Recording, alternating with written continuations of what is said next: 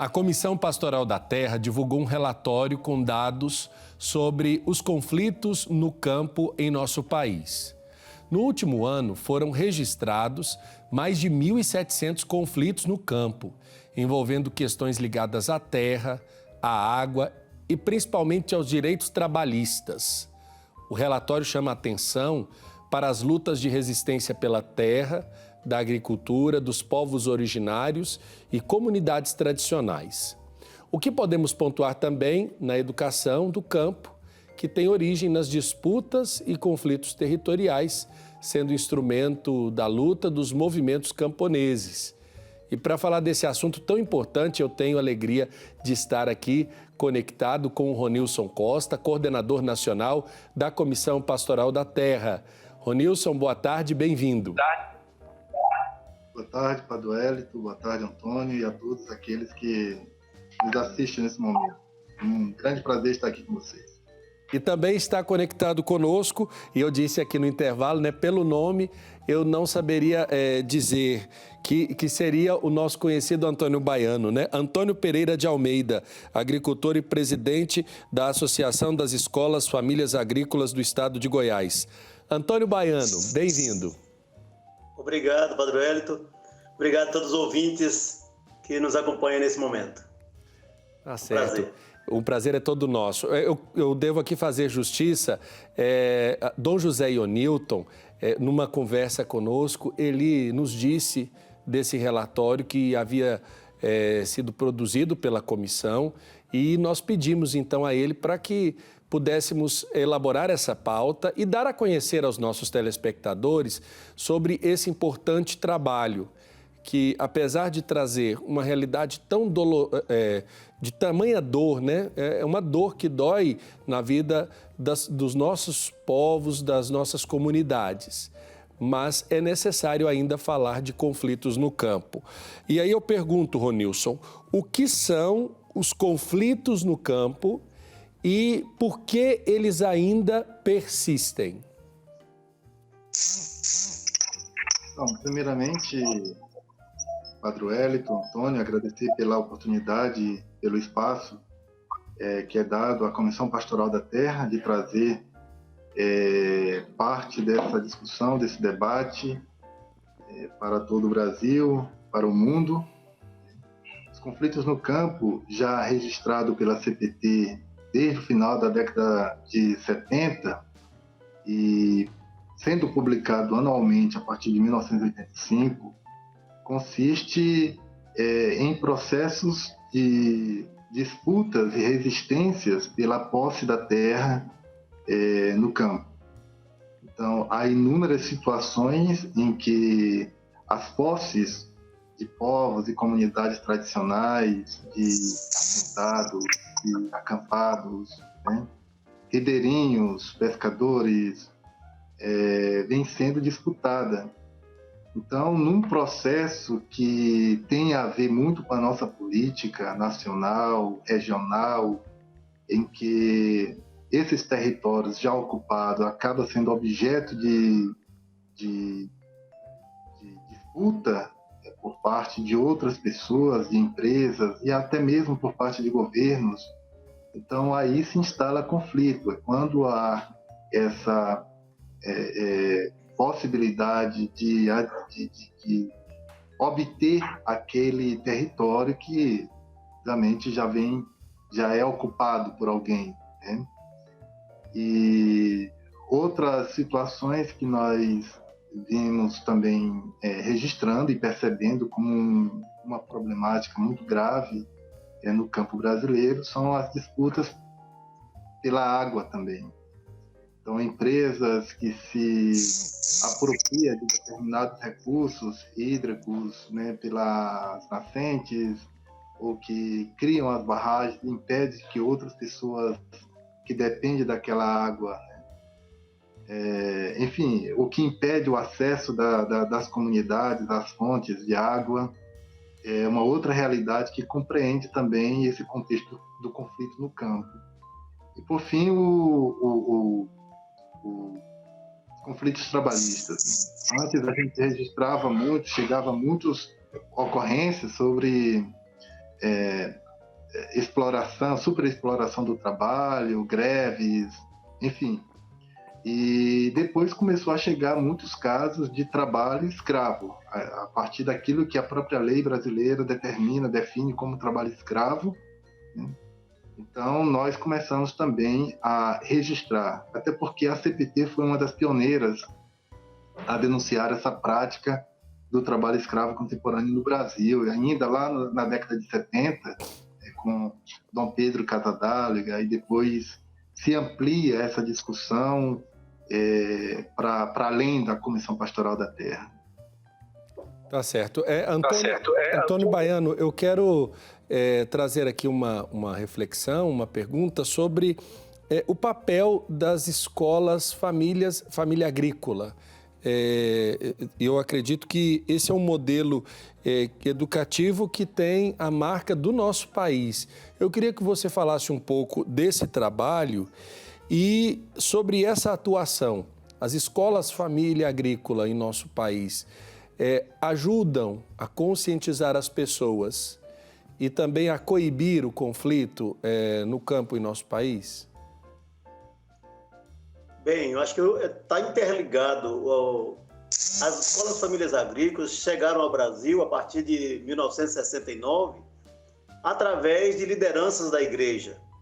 E então foi pensando na situação dos agricultores, dos ribeirinhos, dos assentados, que criou uma educação que fosse com a formação integral, que garantisse melhor condições de vida aos filhos e filhas dos camponeses que estão nas mais diversas localidades. E um dos grandes conflitos que a CPT ainda não documenta é o conflito do fechamento de escolas, é o conflito do transporte escolar inadequado, que impacta a vida desses trabalhadores, dos filhos e filhas das famílias do campo.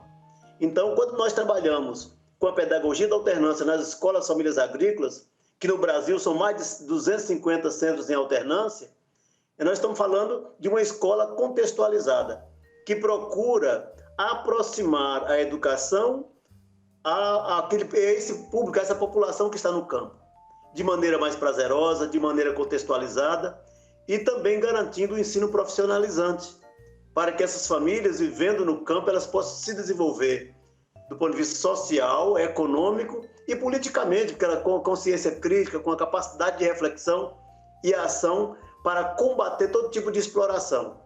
Então, assim, quando a gente vê que no Brasil ainda acontece 1.768 conflitos no campo, e destes, 641 conflitos por terra, 324 conflitos por água, mais 54 tipos de conflito por direitos trabalhistas, é porque nós ainda temos uma sociedade com uma visão escravocrata, com uma visão depredadora, e é preciso que a gente leve a esses jovens, novos jovens agricultores, a consciência ambiental, a consciência de preservar o bioma.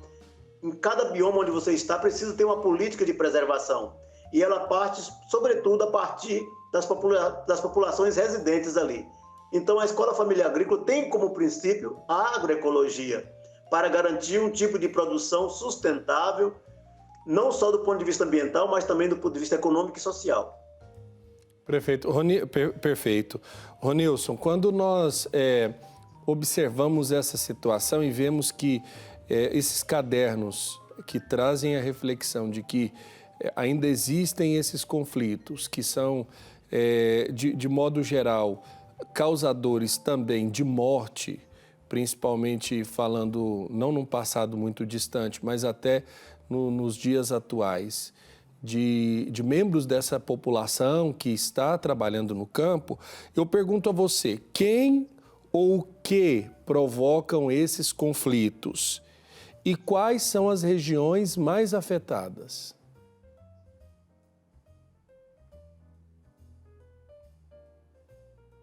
Na verdade, a grande questão é porque nós somos herdeiros de um modelo de desenvolvimento pautado na concentração da terra, pautado na concentração da renda, dos saberes. Esse é o modelo que a colonização nos deixou e que quem domina os espaços de decisão da política e da economia até hoje são aqueles que, de fato, mais concentram as riquezas que poderia ser um bem de todos. Então, por mais que a gente, ao longo da história republicana, a gente tenha feito esforços, os movimentos, os trabalhadores, para que houvessem leis que garantissem o acesso à terra, apesar de tudo isso, que garantisse o direito aos territórios indígenas, aos territórios quilombolas, e isso vem muito forte na Constituição Federal de 1988, apesar de tudo isso, ter esses direitos conquistados, garantidos, é um desafio muito grande. É uma luta, né, de classe que permeia, né, sobre aqueles que dominam e aqueles que não têm outra saída. Então, assim, foi abandonada a pauta da reforma agrária, que deveria ser, né, uma estratégia consistente e definitiva para o desenvolvimento social, econômico do nosso país, porque deveria incluir aqueles que, de fato, querem a terra para viver, para morar, para trabalhar, enfim. E não apenas aqueles que querem a terra para gerar lucro. Essa que é a questão. Então, as políticas públicas voltadas para essa forma de desenvolvimento, que não é mero desenvolvimento econômico, mas de inclusão social, de garantias de bem-estar, de vida para os povos do campo. Então, essa pauta foi abandonada, e isso se reflete de forma muito acentuada, sobretudo nos últimos anos, né? Lamentavelmente, nós temos um governo que determinou como inimigo primário aqueles que são indígenas, aqueles que são quilombolas, né? E inviabilizou qualquer política que, de fato, lhes garantisse esses direitos. A região amazônica ainda concentra mais de 50% desses conflitos, porque é uma região de grande expansão do agronegócio, da mineração, inclusive da mineração ilegal, né? Se é que existe alguma mineração que seja legal do ponto de vista dos cuidados com a casa comum, né? Com a nossa grande morada, né? Então, é isso, né? Os indígenas, os quilombolas, acabam sendo aqueles que são mais afetados, porque estabelecem outras formas de relações com o seu território, com a natureza, e estão no meio do caminho, né, em que o trator pretende passar ou está passando por cima. Perfeito. E nós temos agora um intervalo para fazer, mas na volta eu gostaria de ouvir do Antônio Baiano sobre essa política de desmonte das escolas família agrícola. No passado, o Brasil vivia essa questão da educação rural de salas multisseriadas, que é bem diferente do conceito da escola família agrícola. Então, gostaria que a gente pudesse aqui falar sobre o esvaziamento das chamadas escolas rurais, com a migração desses alunos para as cidades, e do desmonte, a justificativa que é utilizada para que as escolas família agrícola não tenham o suporte necessário para continuar a desenvolver o seu trabalho. Na volta, o Antônio Baiano responde isso para a gente. Ficou mais fácil dedicar tempo e devoção ao Divino Pai Eterno. Baixe gratuitamente o aplicativo do Pai Eterno para smartphone e tablet. E tenha com você conteúdos exclusivos do Pai Eterno 24 horas por dia. Nele você pode acompanhar as novenas do Filhos do Pai Eterno, do Perpétuo Socorro e ao Sagrado Coração de Jesus, além do Santo Terço. Basta clicar no ícone Novenas e escolher o programa e qual edição deseja assistir. Fique conectado com o Pai Eterno a qualquer hora, em qualquer lugar. Estamos de volta com o nosso Almanaque Católico. Quero registrar aqui algumas participações que nos chegam pelas redes sociais, agradecendo a você que está ligadinho tanto no Instagram quanto no Facebook da TV Pai Eterno. A Sirlene Ramos Souza, pedindo orações por ela e sua família. Lino Dalmas, pelas redes sociais, pede as bênçãos do Pai Eterno. Maria Eliana pede que o Pai Eterno abençoe a saúde dos enfermos. José dos Santos, de Paulínia, São Paulo, manda abraço para todos da produção aqui da TV. Eliane Cirqueira, também pedindo orações pela sua mãe e seu pai. Cleide Pelizaro, ela diz que o Pai Eterno está conosco em nossos corações, precisamos amar mais os nossos irmãos. De fato, Cleide, obrigado pela sua mensagem. Maristela Faria, de Minas Gerais, deixou um recado, falou que quer agradecer 2 graças alcançadas por intenção do Padre Pelágio durante o nosso programa. Obrigado, Maristela. Elísia Bastos, que está gostando muito da programação, pede orações pela sua família. Maria Barbosa, de Poços, Cumaru, Pernambuco, pede orações em ação de graças pelo aniversário de José Cândido. Parabéns ao José Cândido, um abraço, Maria Barbosa. Nós estamos falando aqui na nossa roda de conversa sobre os conflitos no campo e a educação. Estão conectados conosco o Ronilson Costa, coordenador nacional da Comissão Pastoral da Terra, e o Antônio Pereira de Almeida, o Antônio Baiano, agricultor e presidente da Associação das Escolas Famílias Agrícolas do Estado de Goiás. Eu deixei uma pergunta para que o Antônio Baiano pudesse responder sobre, primeiro, essa diferenciação que havia antigamente das escolas rurais, que de fato enfrentam, em boa parte do nosso país, um colapso por conta do esforço que se tem feito em levar alunos da zona rural para a cidade, principalmente com, apesar de precário, muitas vezes até escasso, do transporte escolar. E depois a comparação disso com as escolas família agrícola, porque de um tempo para cá, e aí eu gostaria que você pudesse partilhar com a gente, há uma política de desmonte ou de falta de amparo dessa política das escolas família agrícola para que elas possam continuar a desenvolver a sua dinâmica para o futuro. Eu queria que você pudesse falar um pouco sobre isso, Antônio.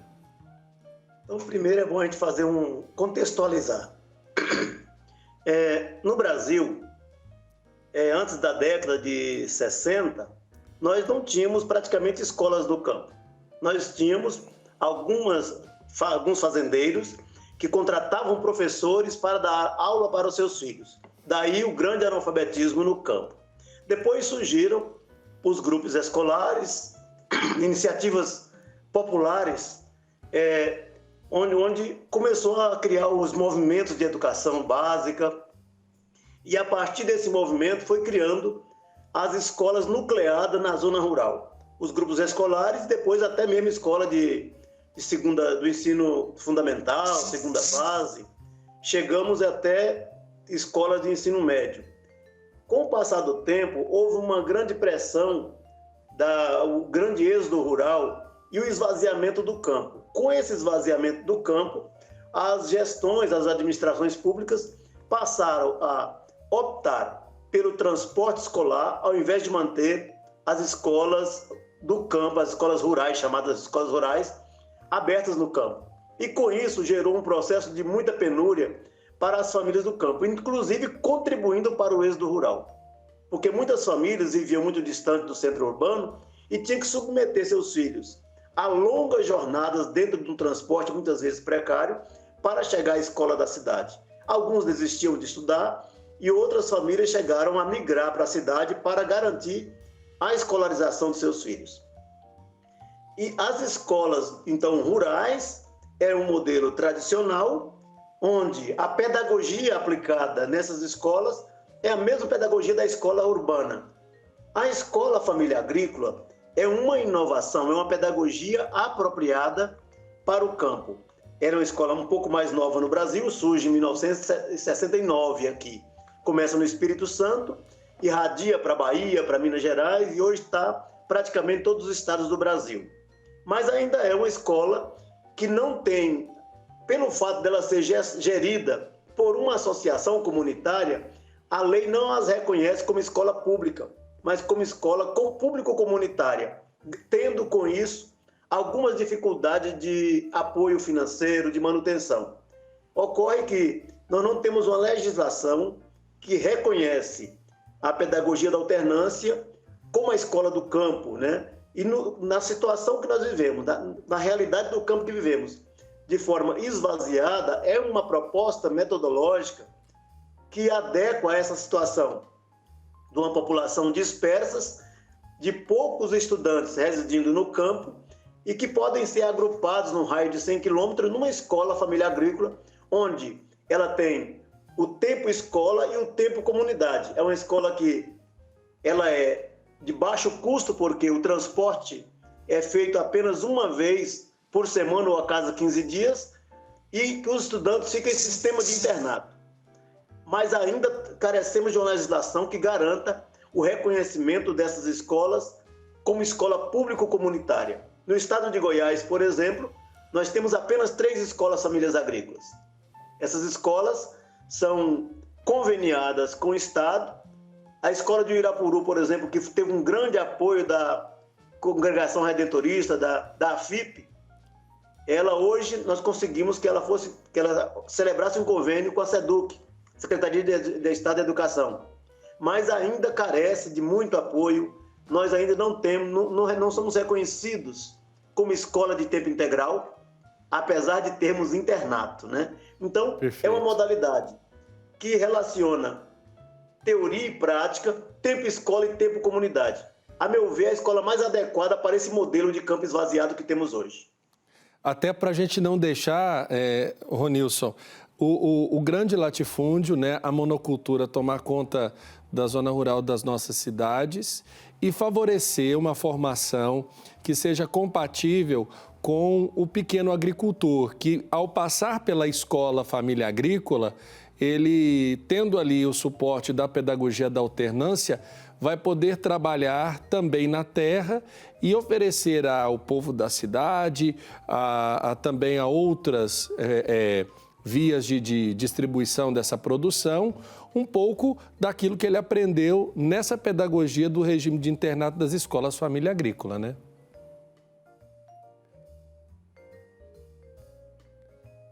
Exatamente, Padre Wellington. Eu acho que concordo plenamente com o Antônio, né? As décadas de 60 e 70 houve uma política completamente estruturada para tirar as famílias do campo, né, e dar lugar às empresas, né, que atuavam na produção de commodities, né, os grandes plantios visando o mercado de exportação, né? Então, esse distanciamento da escola, essa negação do acesso a essa política, né, voltada para os jovens, foi um dos fatores que acabou levando também muita gente a abandonar o campo, né, porque não tinha outras perspectivas, não tinha investimento para essas categorias, né, a agricultura familiar.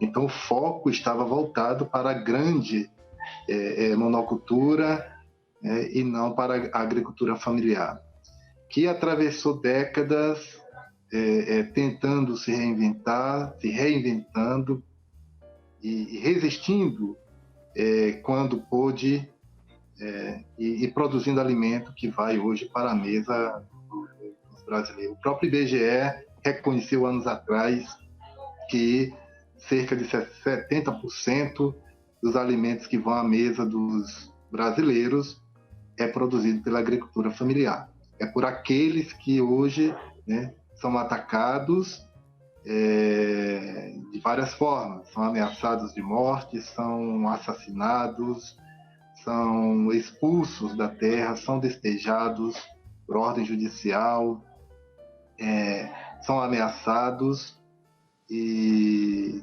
outras tantas vezes são colocados em situação de escravidão. Perfeito. No ano passado, Nilson. Foram... Sim. Eu queria aproveitar o que você está dizendo para a gente poder destacar esses conflitos, principalmente em relação à violência que é gerada contra essas pessoas. Eu tive a oportunidade, no meu primeiro ano de sacerdócio, acompanhar Dom Heriberto Hermes, na região ali da antiga prelazia de Cristalândia.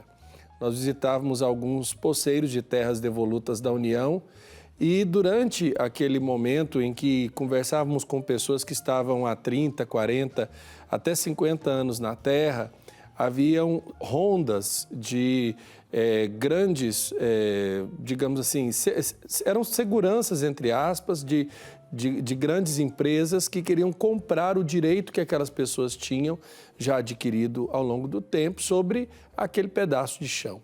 E isso fez com que muita gente fugisse dessa violência. Eu queria que você pudesse abordar um pouco sobre isso. Sim, são os processos de disputa, né?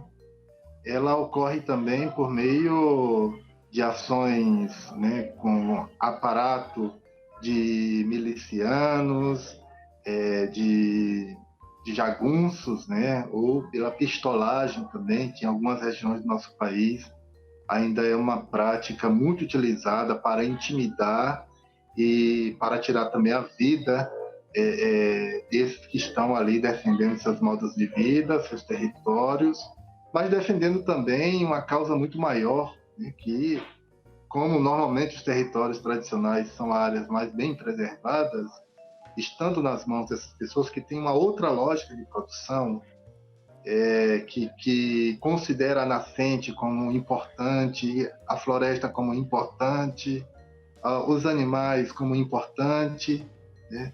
Então, a relação estabelecida por essas comunidades, por esses povos, ela é um bem que não se pode mensurar para a vida do nosso planeta. Quando hoje se discute nas grandes conferências internacionais a questão do clima, é necessário a gente lembrar desses que já estão assumindo tarefas de forma muito espontânea, né? Porém, com essa pressão. Então, diante desse quadro, aí incide uma série de violências contra as pessoas, né? Que vai desde a ameaça de serem expulsos, e aí a presença armada de agentes, às vezes até agente público, policiais, né? Eu mesmo já encontrei diversas situações em que aquele que estava ali fazendo o trabalho de segurança privada eram policiais pagos com o dinheiro público e com a arma paga com o dinheiro público. Então, assim, é uma coisa que não dá para admitir isso, né? E é justamente por isso que a comissão ela apresenta esse relatório para que as pessoas possam se conscientizar que os conflitos ainda existem, apesar de que muita gente negue que eles existam, até porque muitos desses conflitos ocorrem distantes dos grandes centros, onde nós vemos acontecer o que é pauta de notícia das grandes redes de televisão, né? Nós sabemos da dificuldade, por exemplo, de uma incursão pelo interior do país para se mostrar um retrato da realidade, principalmente nesses desafios dentro da realidade do campo, do pequeno agricultor e também das famílias que trabalham agricultura familiar e que precisam da terra para sobreviver, não é mesmo? Sim, nas 2 últimas semanas, Padre Wellington, houve 2 ocorrências que chocou o nosso país. A primeira foi aquele ataque de garimpeiros a indígenas Yanomami, né, com relatos de estupro de uma garota de 12 anos, foi estuprada e morta. A tia e mais uma criança estavam sendo levadas e naquela situação ali acabou que a criança caiu no rio e não teve como a tia recuperar, então essa criança está desaparecida. A aldeia foi ateado fogo e alguns dias depois chega as forças de segurança, chega ao Ministério Público Federal e diz que não encontrou, por enquanto, indícios de uma violência Quer dizer, isso, ao afirmar de imediato uma coisa como essa, já comete-se uma outra violência, que é a da negação da existência de um povo, né?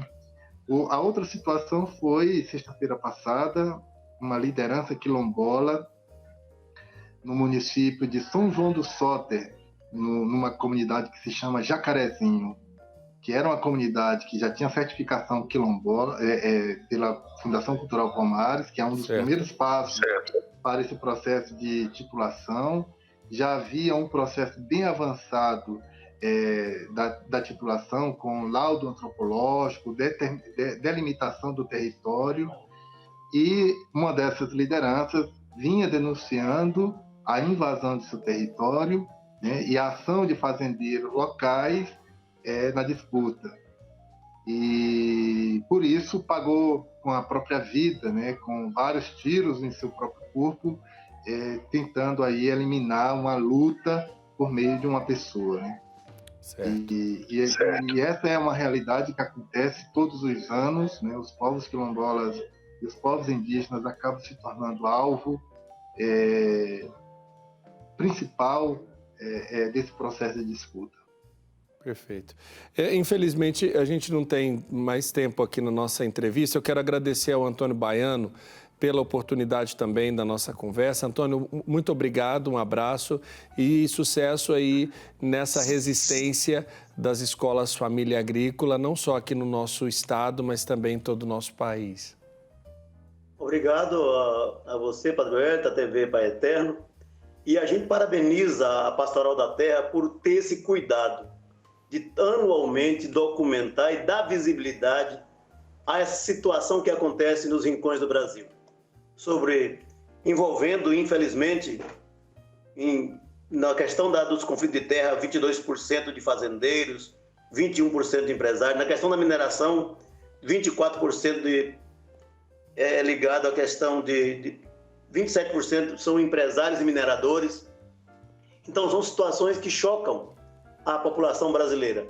E nós vemos em plena luz do dia que a escravidão continua, não só no campo, mas também na cidade. Então é preciso que os meios de comunicação alternativos, como a TV Pai Eterno, que tem feito um grande trabalho, possa também contribuir na conscientização, nesse processo educativo da nossa população, para reagir a qualquer tipo de injustiça e de escravidão.